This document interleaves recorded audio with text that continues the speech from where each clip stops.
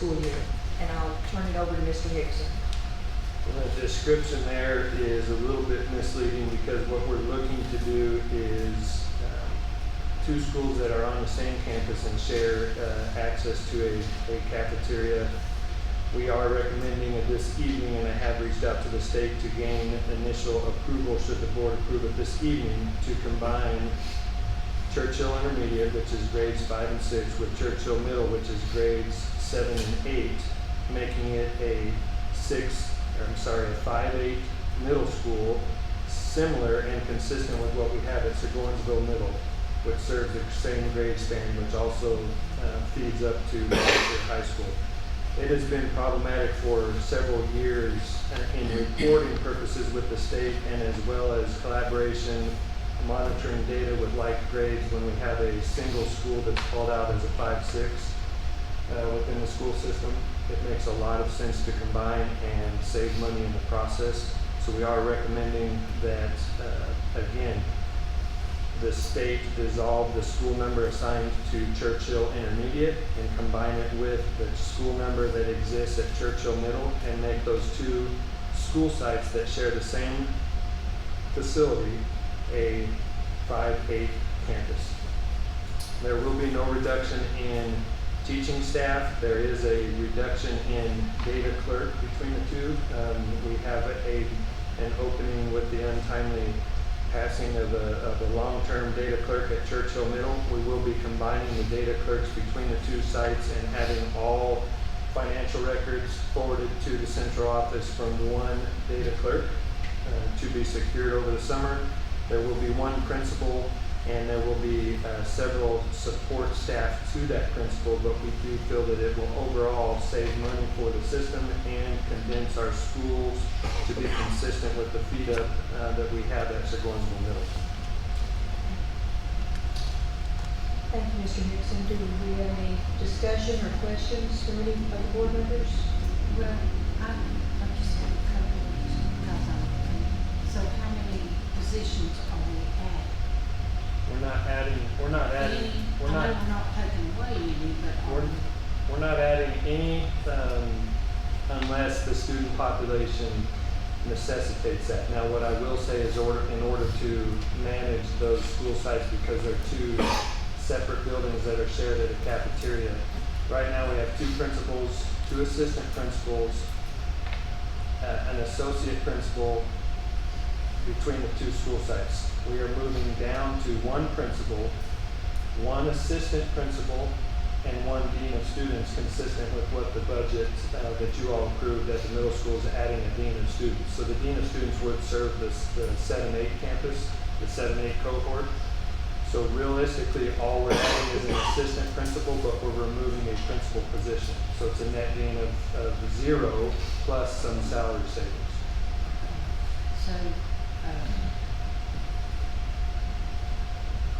and is that how we're gonna say when we're doing that, is just through that? And the data Because I'm clerk, sure, data clerk position yeah, as well. we will get more money, I assume. The principal will receive more money because it's a bigger population, but we are saving another FTE, full-time equivalent work, in reducing by 1 school principal at the middle school level. I just didn't know if it's gonna be a wash. We actually are looking at a savings between the two. And then as we move forward, depending on the rest of the staffing would result from student population as it does at every other campus.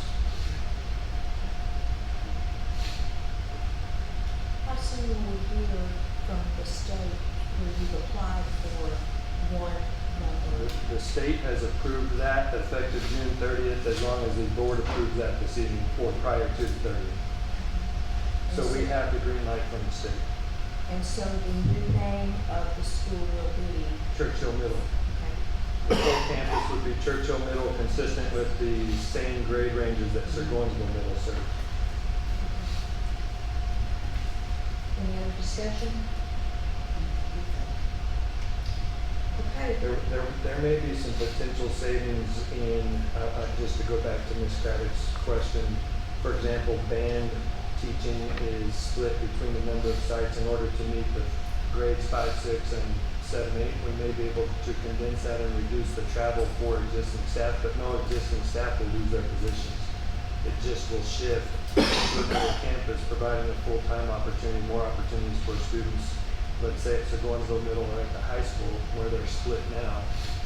Rather than splitting those two campuses because of schedules, we're looking at maybe streamlining some of those offerings as well. But the classes and classrooms like fourth and fifth, they're still gonna be in the one building. 5th and 6th will remain in their pod, yeah. Fifth and Yeah. sixth are staying there, Yes. so that it's not gonna be. Operationally, the biggest change would be that the staff at the 5th and 6th, when the principal is at their 7th, 8th pod, they will have an assistant monitoring and facilitating their leadership needs and vice versa when the principal's back and forth. But since they're on the same campus, they share cafeteria, access to the cafeteria. They're in essence an oddly shaped one building school right now, so it just made a lot of sense to combine the 4 grades. Would there be any structural nuance there? Not at this point, no. We may look at increasing access through the cafeteria to enable flow between the 2 campuses, but there already is access between the 2. So they are a shared facility at current And time. bus pickup and all that will remain the same, Yeah. everything will remain the same. Yeah, bus drop off for grades 5 and 6, bus drop off for 7 and 8 will remain the same. So they'll in essence drop off 5th and 6th and then circle around if they have 7th, 8th to drop off at the Churchill Middle side, current side, and vice versa in the afternoons. Okay, it's before the board to vote on the combining Churchill Intermediate and Churchill Middle under one leadership. We've heard Mr. Hickson's recommendation, and I would entertain a motion to approve. And a second, thank you. All those in favor say aye. Aye. Motion carries.